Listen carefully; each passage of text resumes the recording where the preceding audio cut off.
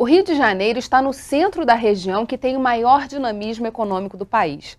Para dar conta do fluxo de mercadorias e serviços, era preciso organizar demandas e potenciais, principalmente agora com os novos investimentos que estão aportando por aqui. Para determinar novos rumos para o crescimento do Estado, o governo lançou o Plano Estratégico de Logística de Cargas. O Rio em Foco está no ar.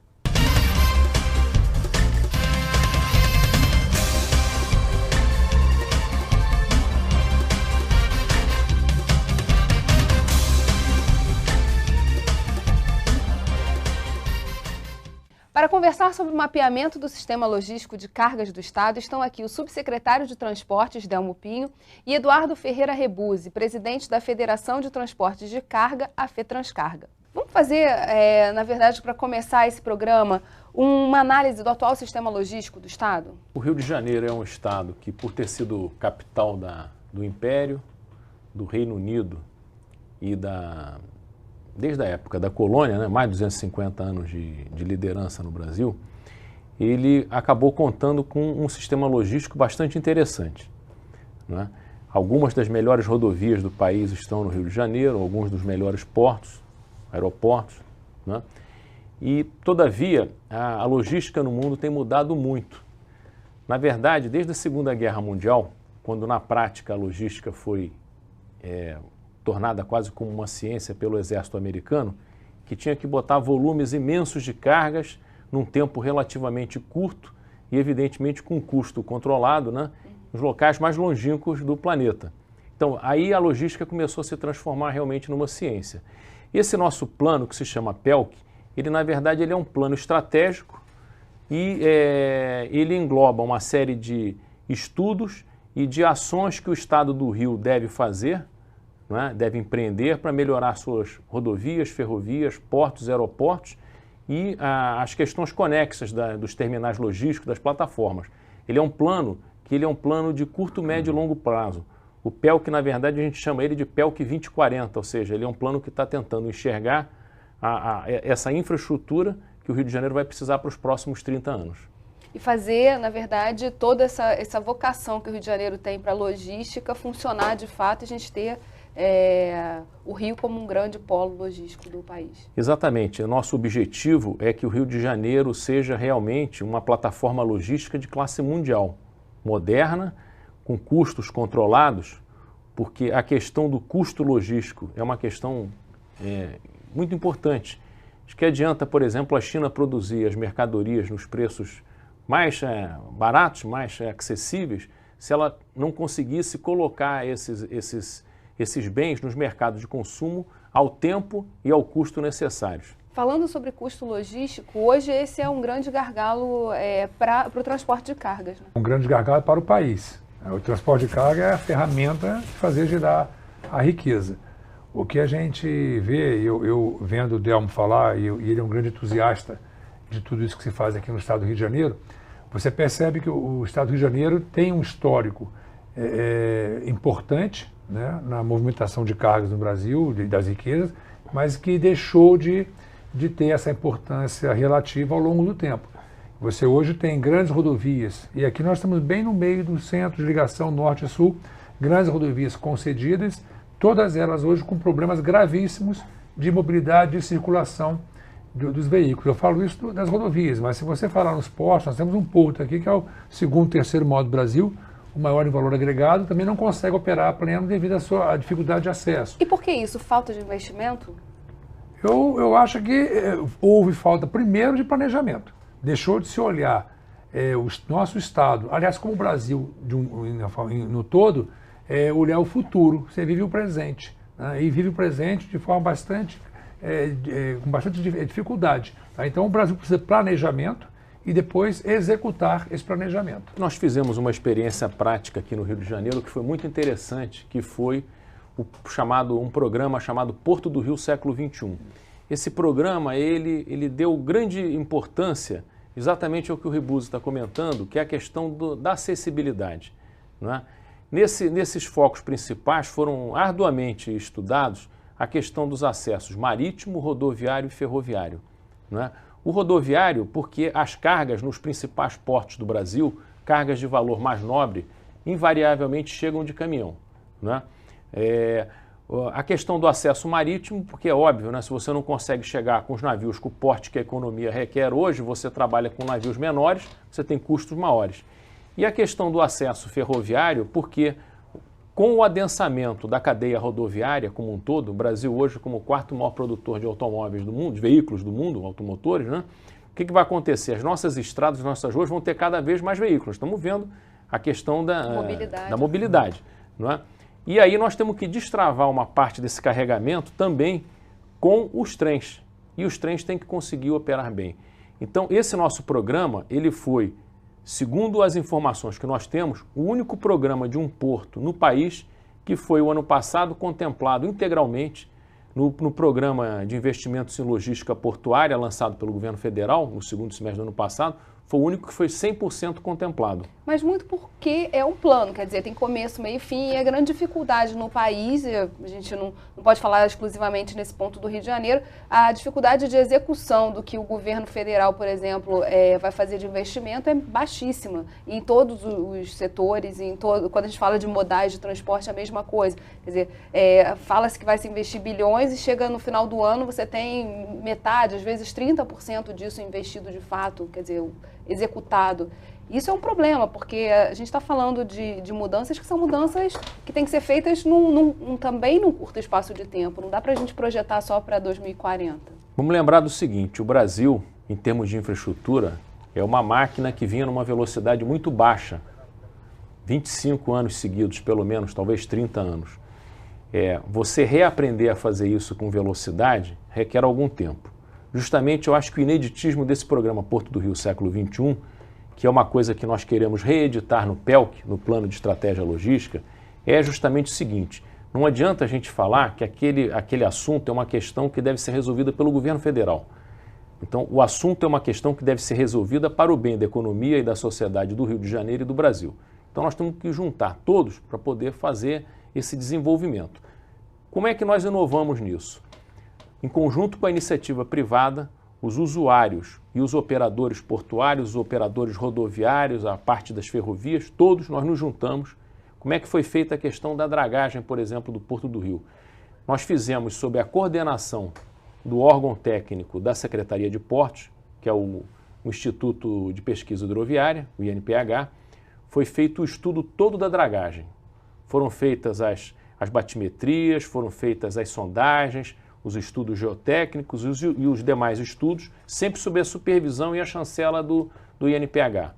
Esse projeto executivo foi concluído e foi entregue ao governo federal pelo próprio órgão dele que supervisiona isso, o órgão técnico. Ao mesmo tempo, nós nos mobilizamos para preparar os estudos ambientais e fazer as licenças.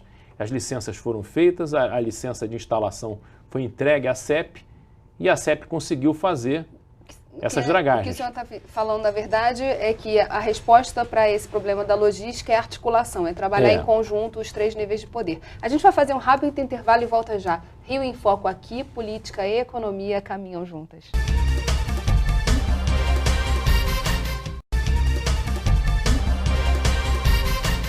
Eu estou conversando com o subsecretário de Transportes do Estado, Delmo Pinho, e com o presidente da FETranscarga, Eduardo Ferreira Rebuzzi.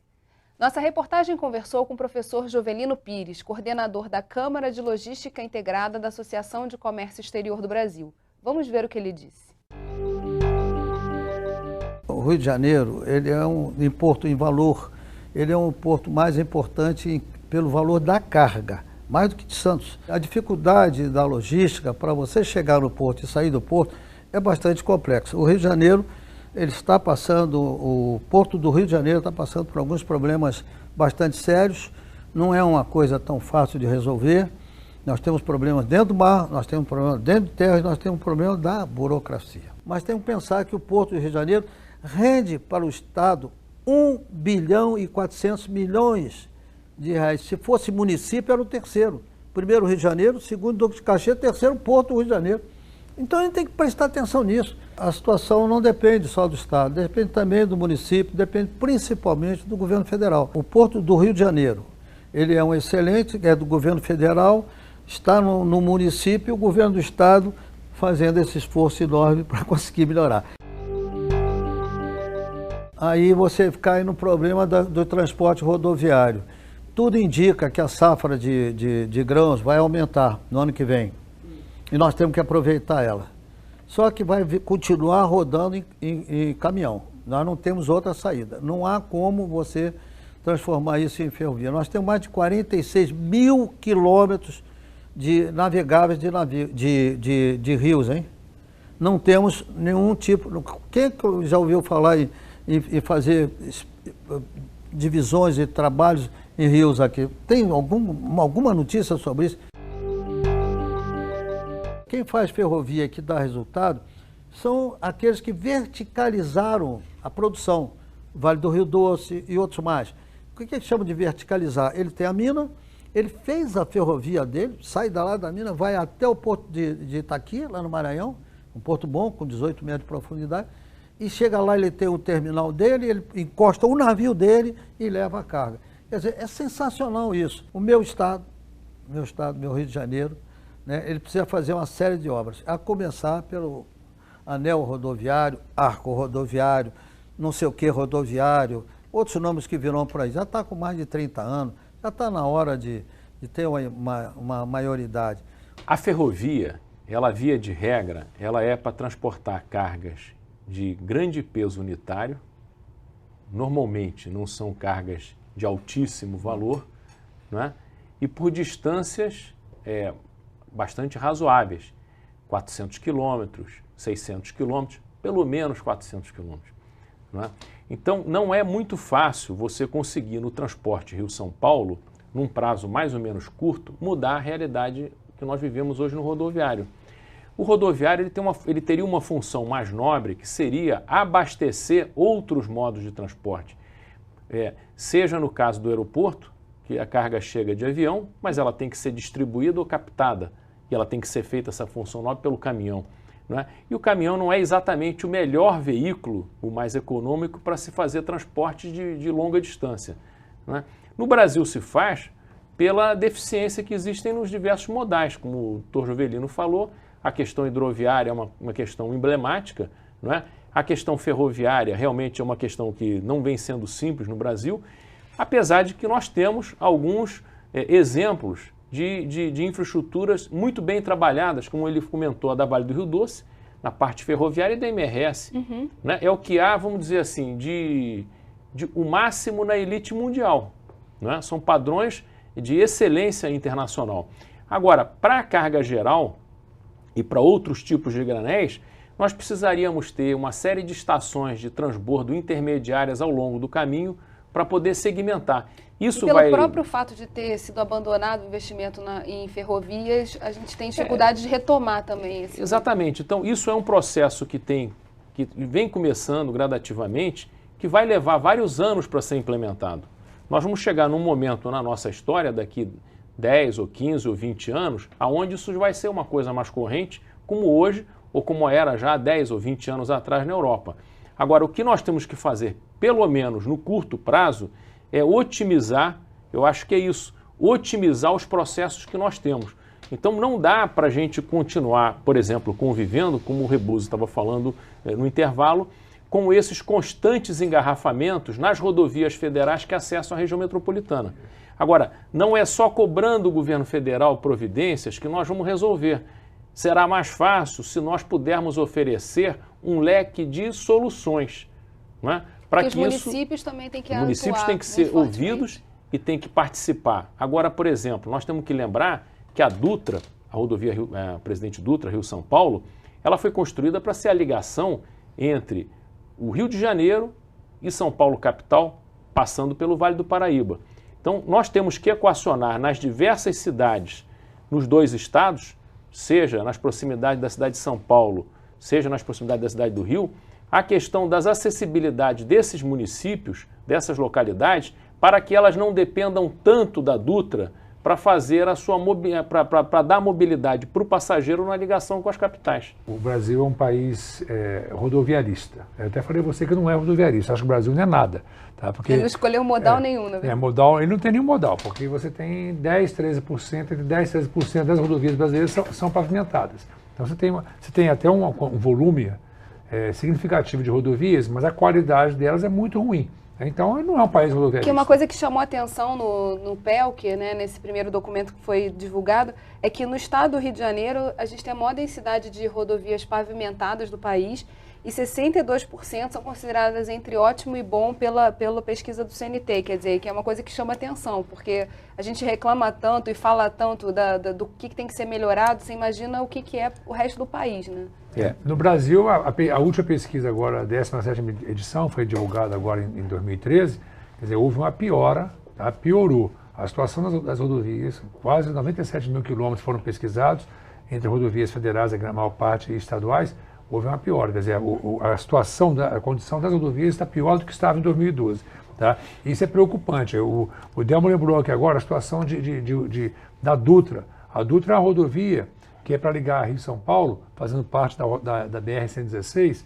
Então, você tem grande tráfego de caminhões, mas ninguém paga pedágio, só quem paga caminhão, só 10% dos usuários da Dutra paga pedágio. Por quê? O grande volume de carga está exatamente onde tem maior densidade, e lá não tem cobrança de pedágio. Se hoje você tem aqui um problema gravíssimo, está até no jornal de hoje, falando da subida da serra, né, da Concera aqui em direção a Juiz de Fora, tá? Os caminhões têm a restrição de caminhões, só que você não tem solução, os caminhões não têm onde parar. Então nós vivemos um grave quadro de distribuição de carga, de transporte, no estado do Rio de Janeiro e no Brasil todo. Né? A gente vai fazer um rápido intervalo e volta daqui a pouquinho. Rio em Foco aqui, política e economia caminham juntas.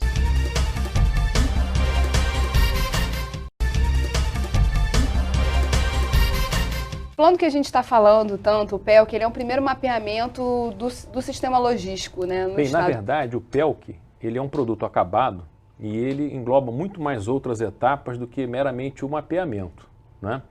Nós vamos no PELC, por exemplo, estar estudando qual é a rodovia Rio-São Paulo que nós vamos precisar daqui a 5 anos, daqui a 10 anos, daqui a 20 e daqui a 30 anos. Evidentemente, a cada uma dessas etapas, nós vamos estar propondo uma solução, né?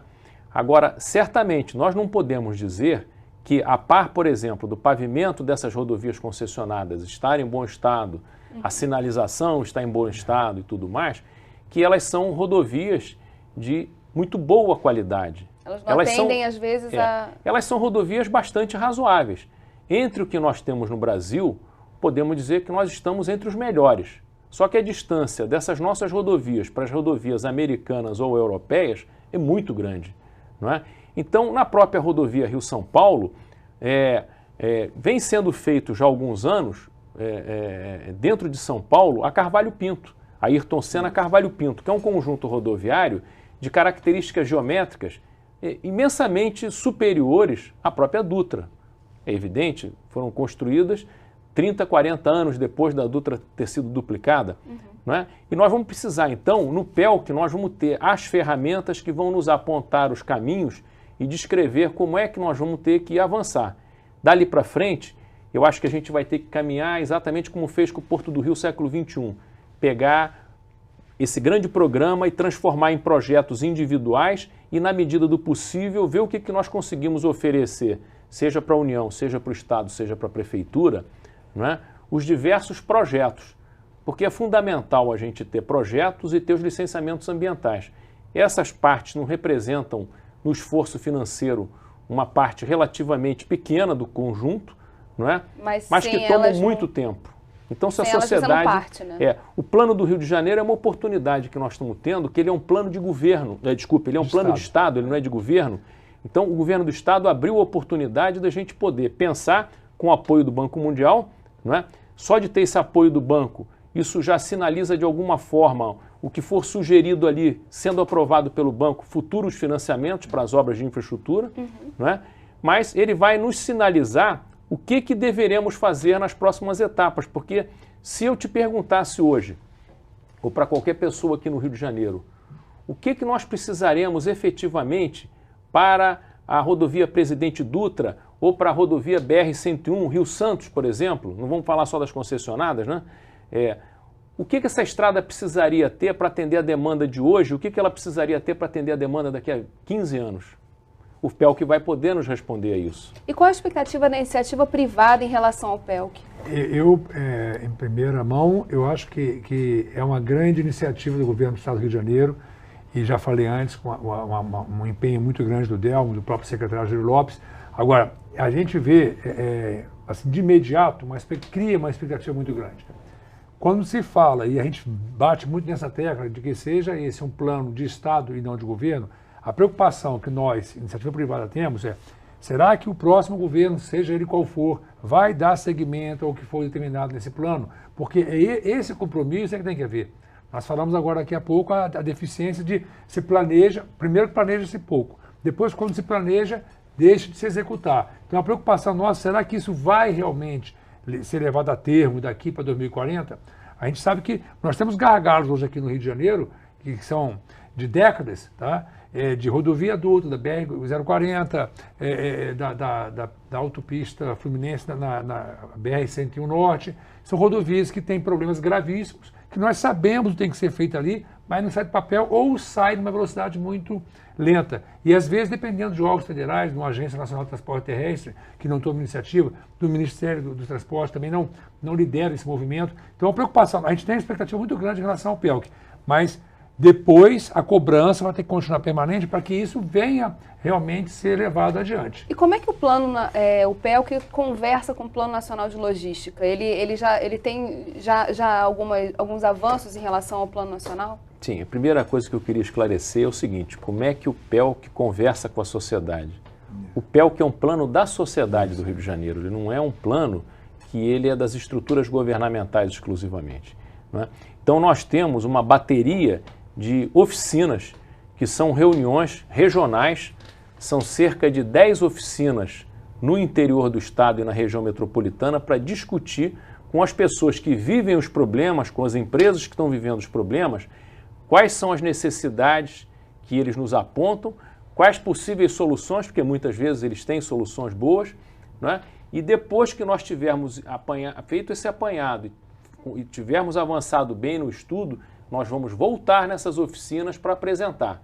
E se alguma coisa tiver que ser refeita, vai ser refeita.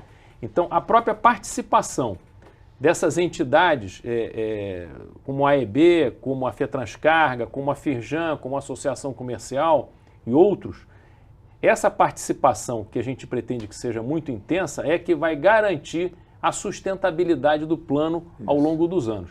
Como é que nós estamos nos relacionando com o governo federal? Muito bem. Por quê? A Empresa de Planejamento e Logística, a EPL, nesse momento, já iniciou o Plano Nacional de Logística Integrada, que é um plano que busca juntar vários outros planos setoriais da área de transporte de cargas, não é, do país. Nós estivemos em Brasília para dar mais uma sintonizada, um ajuste de sintonia entre o PELC e esse plano chamado de PNLI. Na semana anterior, nós recebemos o pessoal da EPL que fez uma apresentação de como eles estão desenvolvendo o plano e estamos, inclusive, vendo de que forma que as próprias pesquisas de campo que vão ser feitas, elas podem se somar para nós termos um maior conjunto de áreas onde nós vamos fazer essas sondagens. Qual é o tempo de conclusão para esse trabalho? O PELC ele tem um plano um prazo de 15 meses. Então, nesses próximos 15 meses, a gente vai ter essas audiências regionais, vai ter todo um processo de diálogo com a sociedade para, então, ter um plano pronto, um plano de Estado. Em janeiro, nós já temos as primeiras oficinas e, além das oficinas, nós ainda vamos ter um seminário intermediário, como aquele que nós fizemos no lançamento, para apresentar e discutir. Lembrando que o PELC é um plano multimodal. Exatamente. Você sabe que na última reunião do Conselho nosso, da CRJ, nós estabelecemos lá, quer dizer, foi decidido nós convidarmos vocês para fazer a apresentação de novo do plano e criar um cronograma para informar sobre o andamento. Porque realmente todos os operadores logísticos, o portuário, o ferroviário, o rodoviário, o aéreo, todos eles serão consultados para montar esse trabalho como um todo. Isso aí que eu acho que é o grande ganho, porque você vai conversar diretamente com cada um para saber o que ele pensa e como é que ele pode ajudar. Ele não vai ficar de fora esperando depois uma coisa ficar pronta. Não, ele vai estar dentro do processo. Bem, infelizmente nosso programa chegou ao fim. Obrigada, subsecretário, obrigada, Rebouza, e obrigada a você que ficou com a gente até agora. O Rio em Foco é o programa do Fórum Permanente de Desenvolvimento Estratégico do Estado. Para acompanhar os nossos debates, acesse a nossa página na internet ou as nossas redes sociais. Você também pode assistir esse programa no site www.rioemfoco.rj.gov.br ou pelo www.tvalerj.tv. TV Alerj, o canal do povo fluminense. Até a próxima.